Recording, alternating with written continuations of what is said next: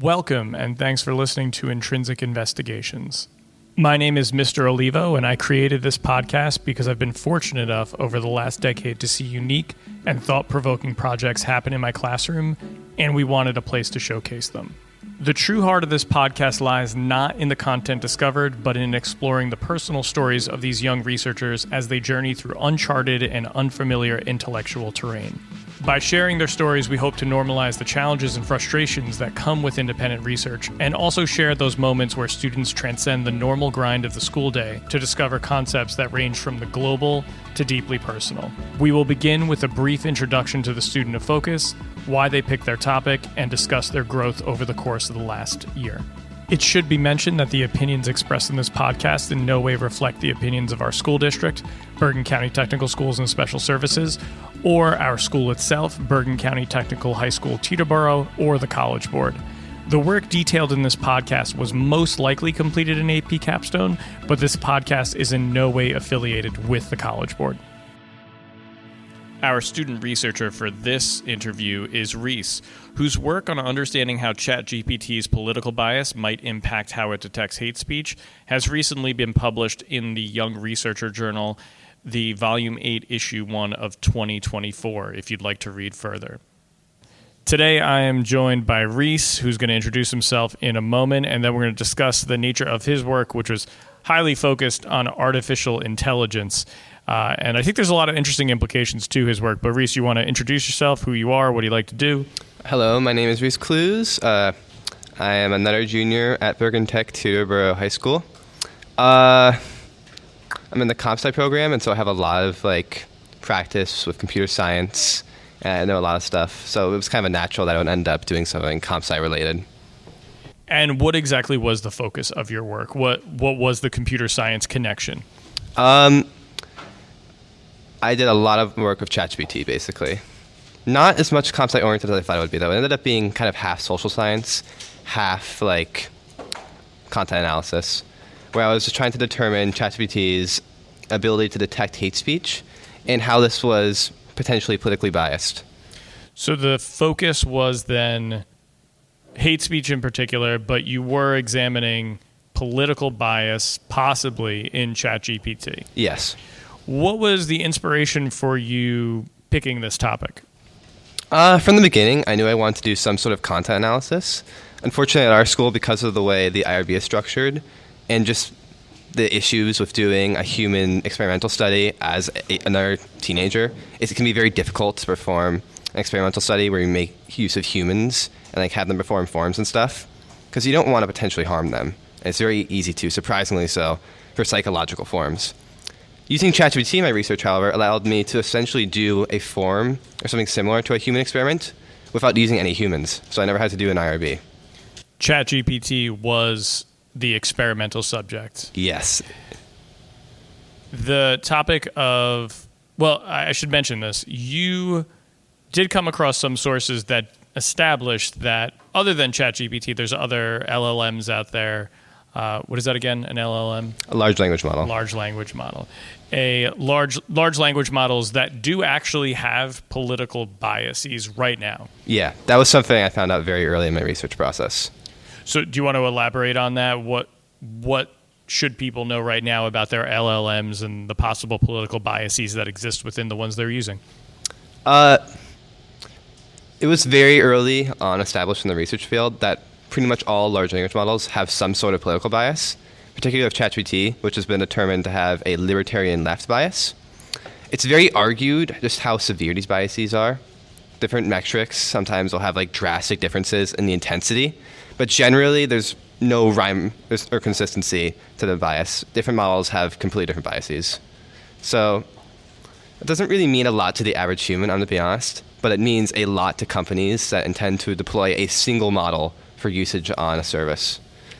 Can you elaborate on that? So why wouldn't that really matter too much to us, but for businesses that are using it, why should they be mindful of these possible biases? Particularly social media related companies. For example, let's say you're using a large language model to do content moderation. It'll determine if on Twitter, for example, if tweets had hate speech in them or some other form of offensive language, or just anything that you did not want included in your Twitter stuff.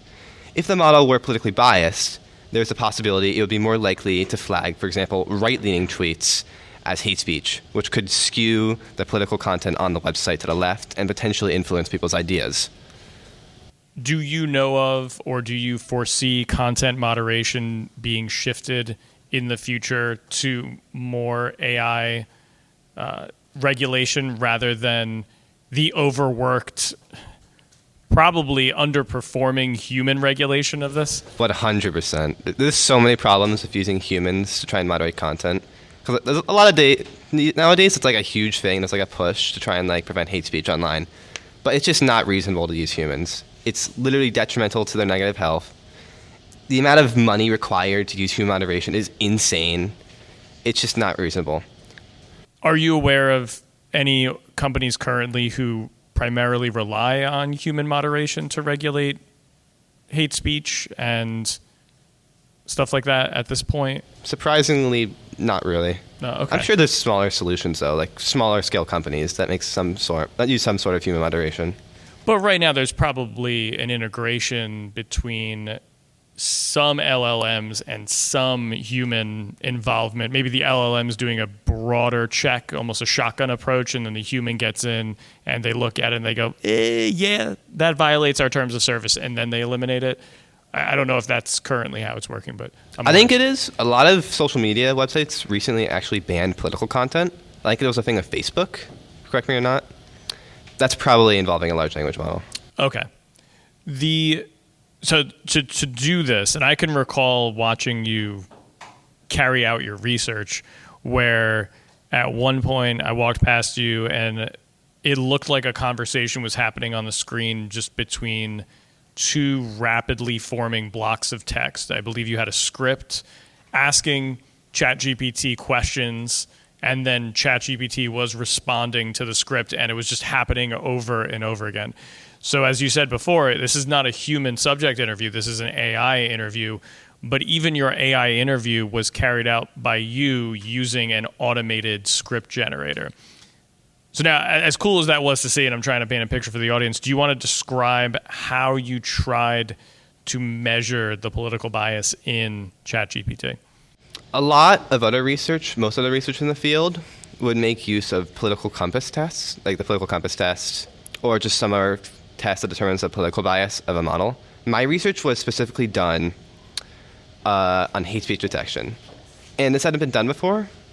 So I decided I wanted to kind of take the opposite approach, where instead of trying to determine the model's political bias before it performs a task, I want to predict it after it performs a task. So I would essentially ask ChatGPT to categorize the political bias of multiple tweets from Twitter. Particularly, I chose political issues of abortion rights and gun rights to keep the data organized, and then keep track of which tweets are left and right biased and the actual intensity of their hate speech. And then I did a Man-Whitney-U test to determine if ChatGPT was more likely to flag left or right-leaning posts as hate speech, offensive language, or neither. What did you end up finding out? I ended up finding out, and this has been corroborated by some newer studies, that ChatGPT's bias is kind of minor. It's left, but it's not nearly as exacerbated as some of the early studies found. Why do these... perhaps there's some people who have this misconception that an AI wouldn't have bias. Why do they have bias? In the case of ChatGPT, that's a pretty complicated question, because ChatGPT obviously has been designed by OpenAI to some degree to try and be like politically correct in a way. Like it's not gonna make disparaging, offensive, and unacceptable statements towards minorities and stuff like that. It's gonna try to remain neutral. On top of that, it's also trained on the entirety of the internet, which you could argue has a left bias inherently. So as a result of both of those factors, that contributes to like a minor left bias, I'd say. What about the entire internet gives you the impression that it has a more left-leaning bias? Or I guess, in this case, libertarian left. Yeah. So that should be... What about the internet has a more libertarian left bias? Are there any instances you can think of?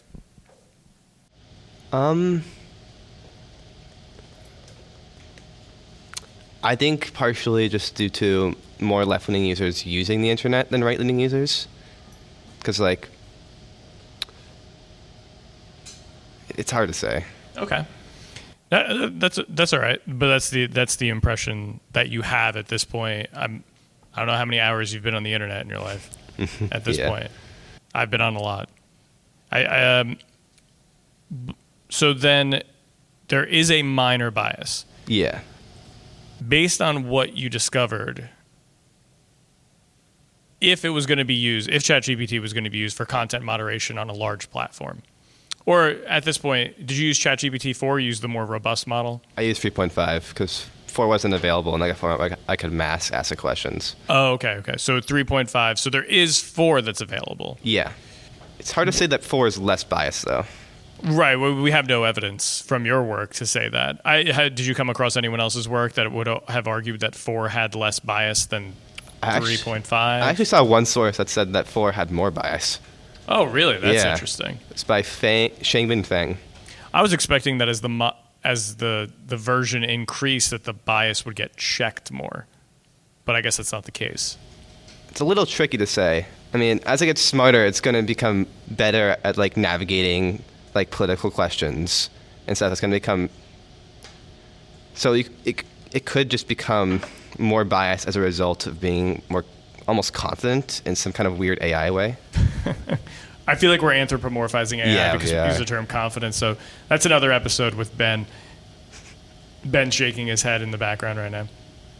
We said it was confident, Ben. Are you disagreeing with us? Confidence is actually a keyword term, so it doesn't count. Okay, all right. He told us that it doesn't count. All right, so we'll strike that from the record. This is the beauty of having all these research students in the same room. So let me get back to my original thought here. Based on what you discovered, let's say you were running a website that was used for dialogue like Reddit. Do you think that ChatGPT 3.5 would be a suitable broad spectrum approach to content moderation regarding hate speech at this point? Although my study didn't really have much to do with it, at this point I'd say ChatGPT has about an 80% accuracy rate on a scale of neither to offensive language to hate speech based on some of the sources I looked at. So in addition to some kind of minor human moderation, I think it would work rather well. Okay. But on its own, it's not even close. So that would save a large amount of money for the companies that want to do moderation on some level. And then you just have, again, those human checkers who are the final say. Yeah. The other issue, though, is that ChatGPT is a much heavier model than some of the other ones that are available. So, like, it's more common for people to use, like, BART model. Mm-hmm. BART has a much, much smaller number of neurons and, like, inputs than ChatGPT. It's a much smaller model. Okay. So it's easier to run. It's more performance. It's more, like, it's faster. It's less performance intensive. The advantage using ChatGPT, though, is that it may potentially have a better understanding of what hate speech actually is. Some people argue that BART doesn't really have an understanding, but rather it's just forming a correlation between specific keywords and whether or not the language is offensive, hate speech, or neither. And I suppose that these companies, if this was a priority for content moderation, would just be training models on what is hate speech and how to limit political bias in exclusion of hate speech. That is entirely a possibility, correct? Yeah. So if you were to actually pre-train ChatGPT for hate speech detection, the bias could possibly decrease. Do you see yourself being that person who's going to make that model, or was this just purely an exploratory adventure for you? Honestly, just an exploratory venture for me. So are you going to go into computer science in the future? Yes. But nothing touching this realm, or maybe minimally? What do you want to do? After spending an entire year doing this, I'm just done with ChatGPT. Okay. I don't want to touch any ChatGPT research for a while. What about Claude? I mean, there's other models out there you could get into. Claude's pretty cool, I will say. Yeah. I don't know. I think I'm doing some kind of engineering work instead, something a little more hands-on. Okay. And a lot of AI work is very data sciencey right now. So there's a lot of like just kind of sitting at a desk, like writing like scripts to run through data and like change the format. As you get more advanced, I suppose it gets more complicated, but I don't even think I can comprehend some of the more advanced AI stuff. What do you think was the most important thing you took away from dealing? I know you just said you don't want to deal with ChatGPT anytime soon, but what do you think was the most important thing that you took away from working with it? I think I just got a better appreciation of some of like ChatGPT's strengths and weaknesses. Like, it's a powerful tool, but it's not always right. It's good for it's good for performing tasks quickly, but not accurate, they'd say, or for like a deep understanding of knowledge. So it's a superficial fast thing. Pretty much. But it's getting way smarter every day. So do not underestimate it. Do you think as it gets smarter, that depth and speed will be retained? Like, it's like the speed will be retained, but it's actually going to get deeper in its understanding? I'd say so. Although, who knows what OpenAI is going to do. As processors get stronger, they may increase the size of the model. I think ChatGPT at this point is already massive, and it's able to run reasonably fast with their data farms. Yeah. I'm going to switch gears slightly for the last few minutes we have here, and I just want to have an honest conversation about AI use from a teacher and student perspective, because I didn't really get into this with Ben, and I think it's an interesting one. So it's interesting that you mentioned this term. It's about 80% accurate. I did an activity with some students where they were using not ChatGPT, but they were using Claude, which is another LLM, and they were writing to a rubric. And then I was having them, I trained Claude with the rubric with samples, and I got it to a point where I thought it was pretty accurate, and the number that kept popping out of students' mouths when they would run it into Claude, get feedback, revise based on the feedback. And again, this was very fast feedback. If I were to do this myself as a teacher, it probably would have taken me a solid 2 weeks to get good quality feedback to them, and I don't even think I would have been as thorough as Claude was. In terms of speed, they were getting feedback that kids would just come up to me and go, it was about 80% right on what the rubric expected. And it made them critical of what they were writing, and I thought this was a win. I just went, okay, you're getting feedback faster. It's 80% accurate. I don't know my accuracy score because I'm not being judged by any metrics, so I thought that was a useful tool. And in a weird way, it actually increase the humanity of the classroom because I was responding to their needs faster. They were able to revise faster, and they almost could grow quicker because they were getting that feedback for calibration. I'm still a little leery of it. There's still things that, and as students did bring this up, they were like, I want you to check it in the end to make sure that it's right. And it's almost eerily parallel to what you were saying about the hate speech. It's like, it's 80% accurate. It's a good, quick intervention. But at the end, there needs to be a human on the end checking it. That is a perfect summarization. Okay. Where do you see AI? I mean, that's where I see it as a teacher right now. That could change in the future. I could be like, I hate this. I don't ever want to use this ever again. But where do you see AI in your education moving forward? Because it's going to be part of your field for sure, computer science. So what do you see there? I think it's important that students start to learn how to use these kinds of tools going forward because they're going to be a big part of just everything in the future. Like prompt engineering in itself is a skill that people should be trying to learn. But I think at most school environments, it just kind of acts as a way to quickly perform busy work or any just kind of work that requires using the internet. Because that itself is also a skill, being able to go onto the internet and find sources and stuff. Oh, that's AP seminar right there. Yeah. That's the whole class. I mean, I know it's definitely possible to use stuff, not just like ChatGPT, but also I forget what it's called. There's other solutions out there that use AI to retrieve sources. Elicit is the big one for peer-reviewed sources. Elicit.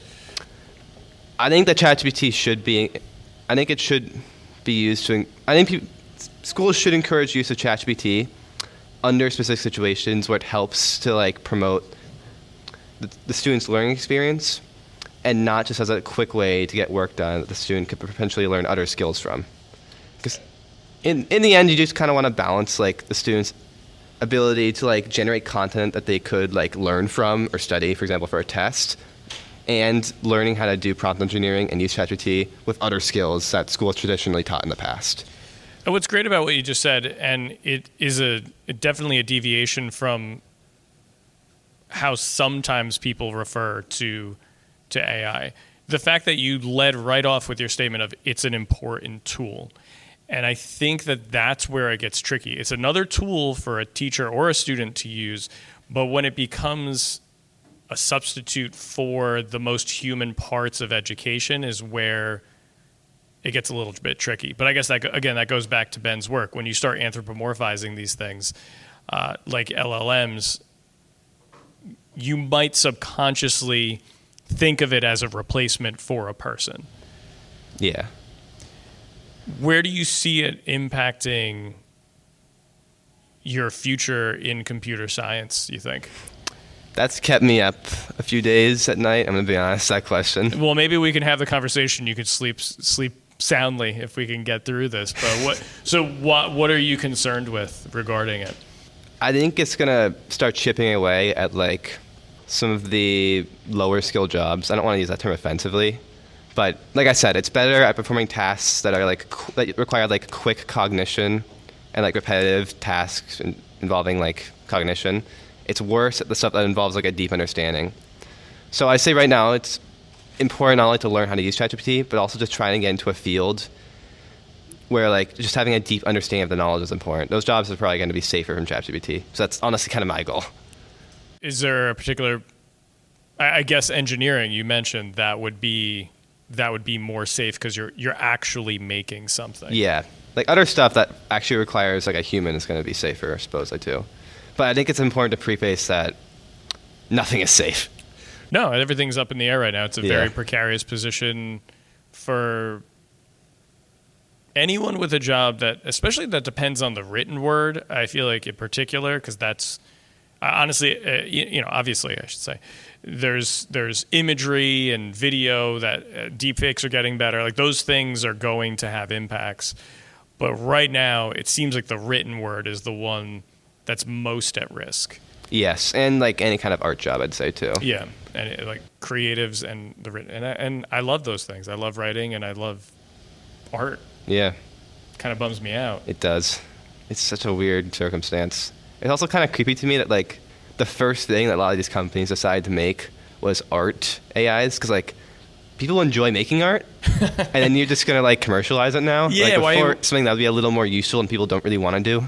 Right, like why take that away from them? There's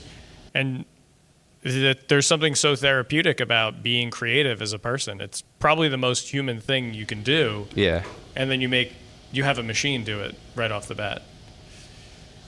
I guess we're in agreement on that. Again, our opinions do not reflect those of the Bergen County Technical High School, Teterboro, or the College Board. We're just having a conversation about AI. All right, your last 2 years here, what do you think is the most important thing you took away from the work that you've done? It could be a content thing, it could be a skill thing, it could be a time management is a skill, but what do you think was the most important thing you took away?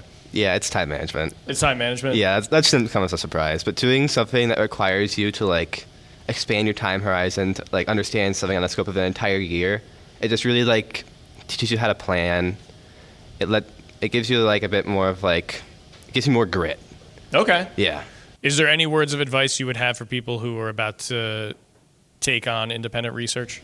Do not save anything for last. Like try to really just work consistently, make plans for how much work you want to get done per day, per week, per month.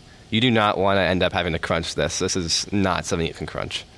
All right, and as an avid video gamer, any games you would recommend to the people right now? Like one game, if you let's say you've done all your work, like you just said, you haven't saved anything to the last minute, you want to celebrate a little bit and decompress, a game you would recommend? Minecraft. It's always... Yeah. It's always Minecraft. Everyone owns that one too. It's not like I'm going to tell you to go out and like spend $20 on something. Yeah, just play some Minecraft. Yeah, just easy. Just explore. All I know is my kids talk about Ender Dragons all the time. I don't know what that is or what that means, but I guess it's the dragon at the end of the game, based on its name, or no? Honestly, you don't even have to beat the game. Just play it. Just do whatever you want. That's the most fun way to play it. Just explore. It's just like this class. Just explore. Yeah. For the sake of exploring. Awesome interview, Reese. Thank you so much. Thank you for having me.